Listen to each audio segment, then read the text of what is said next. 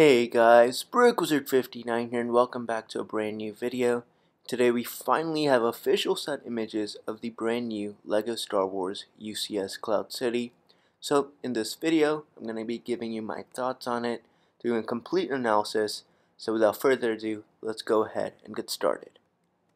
Alright, so let's start off with the back of the box here. So this is what you can kind of see. And overall it looks pretty good. You can kind of get a look at the entire build. As well as some of the nice features, and we're going to again go ahead and dive into a closer look at some of these features, and I'll give you my thoughts.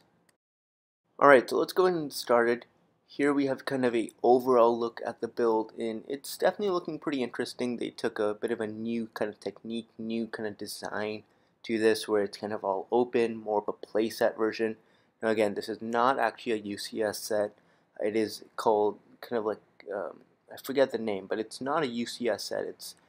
It's kind of between a playset and a UCS set. It's like a detailed playset, but not UCS. So we can kind of get a look at overall the build. So we kind of have four main sections. Starting off here, we have kind of the landing pad and the what seems to be the torturing chamber and the area where C-3PO is kind of scrapped. And overall, this looks pretty good. The landing pad does look a bit odd, but overall they did a pretty good job implementing all the small details in this. I definitely like kind of how all the different chambers kind of go next to each other, and they actually blend in pretty nicely. So overall, not too bad. It does look a little odd that the landing pad is kind of part of the main build. I wish it was actually just sticking out rather than being like actually the corner of the build, if that kind of makes sense. But again, other than that, it looks pretty good. Alright, and next off we have a look at the I Am Your Father scene, and this is probably one of the better parts of the set. I really do like how this has turned out. Overall, I think it looks really good. Definitely like kind of the overall design for this. You can kind of see a lot of nice details implemented into it, even though there's such a small area. So overall, this is definitely one of the best parts of the set, the I Am Your Father scene. Moving along, this is kind of a look at a hallway at Cloud City. Again, overall, it looks pretty good. You can see there's some nice sticker detailing, and then you can see all the figures do fit in it. It has some pretty good detailing for the build. I think it actually looks pretty solid. And now let's go ahead and move on.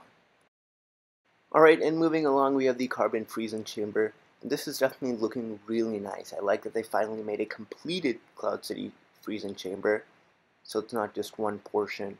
You can see you can put the Han Solo back down and kind of switch on with the carbonite. So that was a pretty cool feature. I like that they had it in the old Cloud City, and they kind of kept it here in the new one. So that's really good. Overall, it's a little small, but I think it actually looks really, really good. Moving along, of course, this is kind of the dining room with the famous scene where Vader stops Han. Overall, this looks pretty good. The table is a little small, but still not too bad. The only thing that I don't like is it's a lot of those bricks, just the studs on the bricks kind of showing on those kind of white modified bricks. And again, that just makes it not really have that much of a clean look, so that's something I kind of don't like about it. But other than that, it looks pretty good. Here's a look at the new Slave 1, and overall, I think it looks pretty good. They did a really good job to make this kind of mid-scale Slave 1. I like that you can actually include a figure. So this was definitely not needed in the set, but it's definitely welcomed, and actually does look really, really good. So this is definitely, I'm pretty surprised by it. I thought this is a lot better than what I originally thought it would be. But yeah, this is actually really cool, fun little Slave 1. And now let's go ahead and move on to the Twin Pod Cloud Car. This thing looks terrific. The only problem, why is it in red? Why isn't it in orange? So that's kind of the main problem. It looks terrific. I wish it was in orange. That would have really made this perfect. It still looks pretty good. You can at least fit both figures inside, and they do look a little cramped, but I think it looks pretty fine. You can see you have some sort of stud shooter as well. So there is a look at the Twin Pod Cloud Car, which looks pretty solid. Next off, let's take a look at the minifigures. The big ones being we get a brand new Luke, um, in the Bespin outfit. Again, the old one goes for about 80 to $100+, so it's, in a way it's good that we're getting one updated version. Other than that, we got Lobot, he's pretty cool, that's new. We have Boba Fett, who I do believe has arms and leg printing. So overall, all these figures look terrific. Sadly, no arm printing on 3PO. Moving along, we have the other figures. So again, Lando's the big one. He has that double type of cape, the dual molded cape, and he also has a nice printing on the cape, which is awesome. And then Han finally has dual molded legs, and then the new Leia actually looks pretty solid as well. So overall, the figures are really, really good. Definitely Luke, Han, and Lando are probably the standouts from these. Alright, so there you go. Those were a look at all the photos from Cloud City. Overall, the set is pretty solid. I'd give it a 7 out of 10. Again, the pros being amazing minifigures. Even the builds are really good. I love the freezing chamber.